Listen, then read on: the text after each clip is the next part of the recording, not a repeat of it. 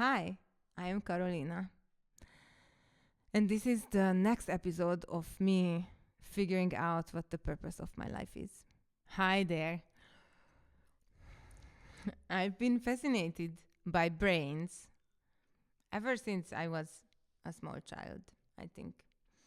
I I'm an only child, so I spent a lot of time by myself. I used to draw labyrinths on piece of paper.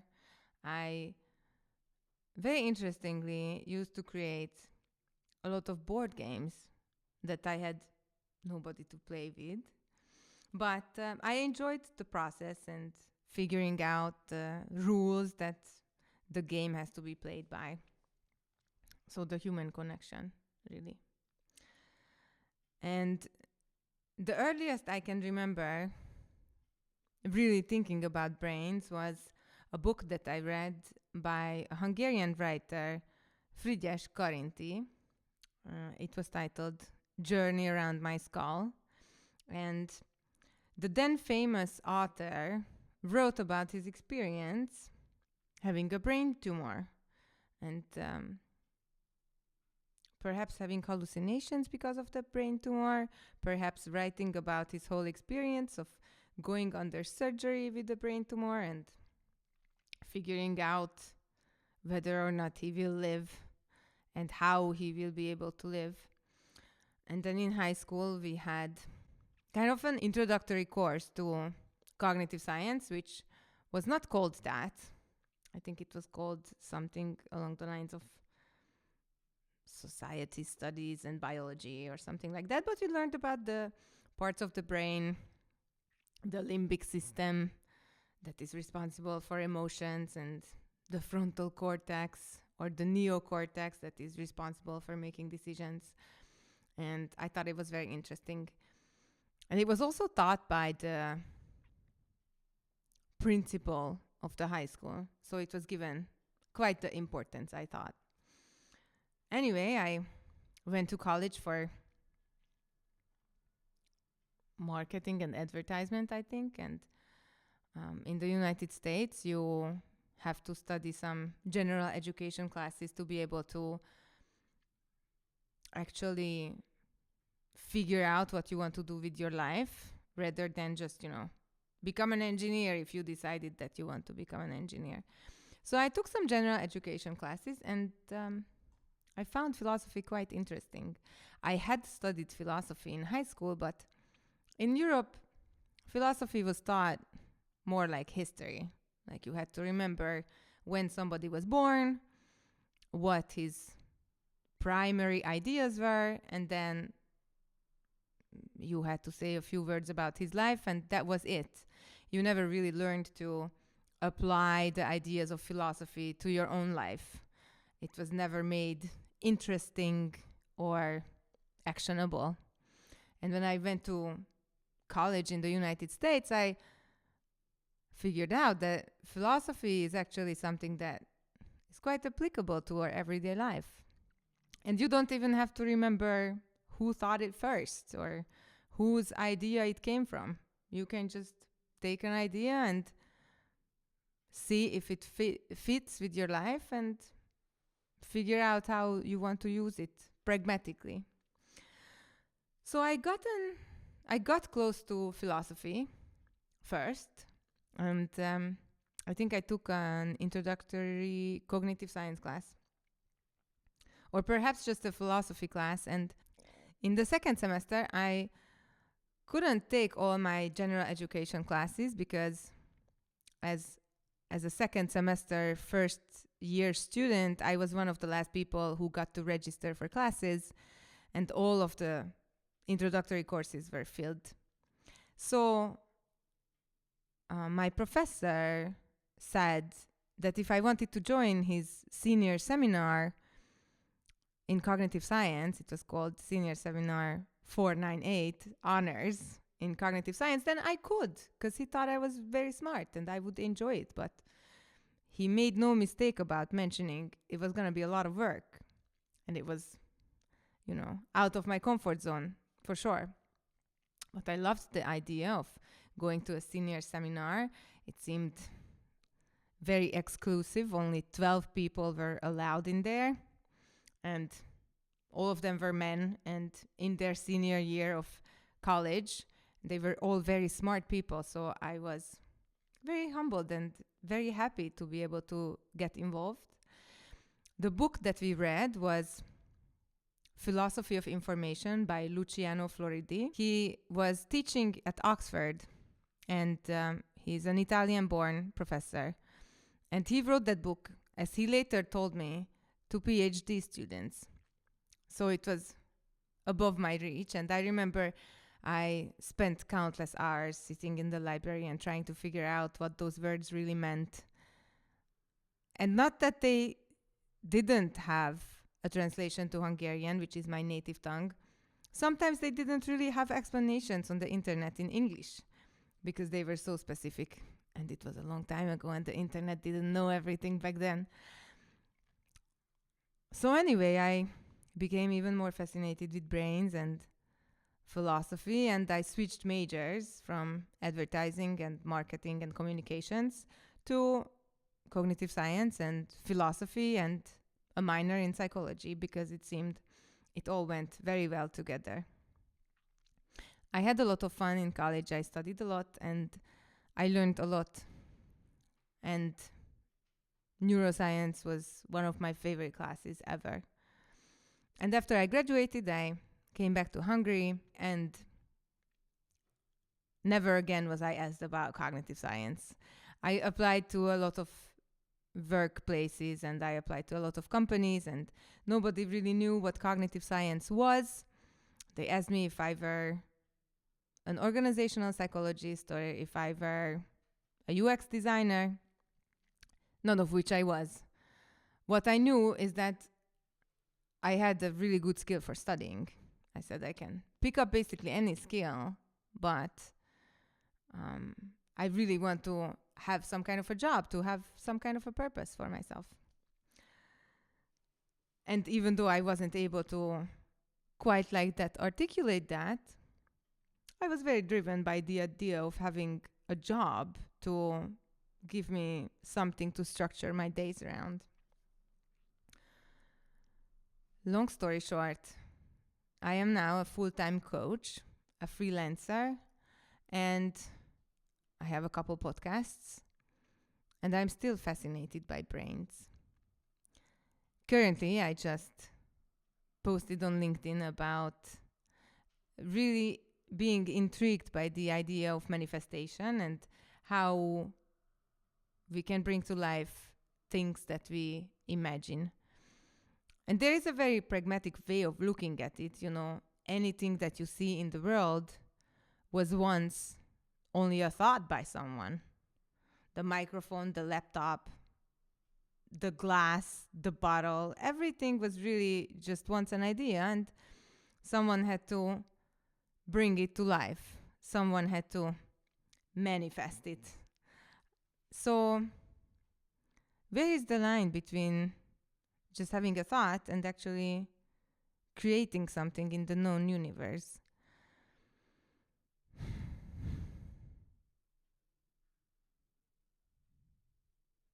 I really don't know that, but I think that with all of what's happening in artificial intelligence is really interesting. I used to work with neural networks in college and figure out how you can train these things. And I was never really into programming. I had to study programming in college, but I really didn't have fun with it. It gave me a new way of looking at things. But now we are all soothing ourselves by thinking it's just a large language model and it doesn't know what it's talking about. So it's just putting together words that occur together often enough to make sense.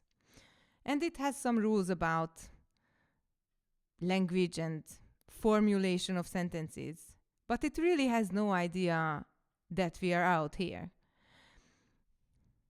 I haven't been soothing myself like that for a couple weeks. I think we are living in the future, and now it is in our hands to either go with the flow or be left behind. And with the existential crisis that I am facing, I am thinking about whether or not I will have a job as a coach in a couple of years. And maybe I won't. And in that case, I will have to be able to reinvent myself and to revolutionize my own life. But if you want to go to coaching right now, I can give you a few things that I think are still only applicable when you are sitting down with a human coach. And with that, I will say, I have talked about this with an AI assistant because I think, like with human interaction, new perspectives can give you a lot of insight into your own thinking. So first of all, I've been working as a coach for, I think, the past 6 years, and I really loved the opportunity of looking into the minds of others. Some of my clients are very accomplished leaders, and some people are just trying to navigate their lives, and it is completely fine. Coaching is for those who are okay. The main statement is that I am okay, you are okay, and we are working towards something that you want to achieve. Something that is important enough for you to actually do something about it. And here comes manifestation. I think if you just sit around and think about something, maybe it's harder for it to become a reality. But if you sit around, think about something, and then take steps to make it a reality, can we call that manifestation? I think we can. Anyway, will I have a job in a few years? Hopefully I will. And even if it's not coaching right now, I think if you want to see a human coach, you can see it for a couple of reasons. AI works in projects or different chats and doesn't really have a longitudinal idea about who you are. With a human coach, you get to meet, and then you sit down, and then you sit down again, and then you don't sit down for a while. And then you have another thing that you're kind of stuck on, and you want to talk to your coach about, and you want to make a difference in your life. And then you see them again. And in that case, they will be able to say, you know, it seems as though you have changed your goals since the last time we met. Or they can make any kind of observation because they have known you for a while. Something that also is very important is the emotional connection. You can't really connect with a machine right now. I mean, from your end, you could connect to any one of the AI assistants, but they can only pretend to connect to you, I think, if you ask them at this moment. So that real human-to-human interaction, the feeling that you are seen, the idea that the other person has also gone through some of the challenges that you are going through can be comforting and can make you feel seen. And AI may not give you that perspective, and it may give you all the history of the entire world, but it won't be able to give you the experiential knowledge that a coach can give you. If you sit down with a real life coach, they will see you as a human person. They will hear you. They will pay attention to you. It is a multi-dimensional relationship in that they can pay attention to your nonverbal communications. They can pay attention to your tone of voice. They can maybe give you comfort by touching your shoulder and really give you that human connection in space. And if you talk to an AI tool, then you type away and then they type back. And it's very kind of one-dimensional. As a coach, I can call you out and say, you seem a little distressed. You seem uncomfortable with this idea. Or, which I think the AI assistants are quite comfortable with, I can cheer you on. I can say, it seems like this idea really fits well with everything else you have told me. And I think AI assistants are really great about making you practice. I am asked a lot of times by ChatGPT or Claude whether or not I want to try out what I will say or how I will say it. But it's not really the real life human interaction. As a human coach, I can sit down with you and I can say, look, that's where your boss is sitting. Let's try out how you are gonna tell them that you want a raise. And then I can give you feedback based on what you have just told your imaginatively sitting boss.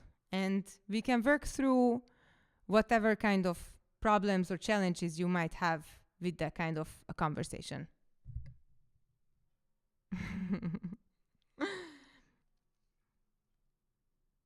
So that's practice and vulnerability and feedback. And in the grand scheme of things, I think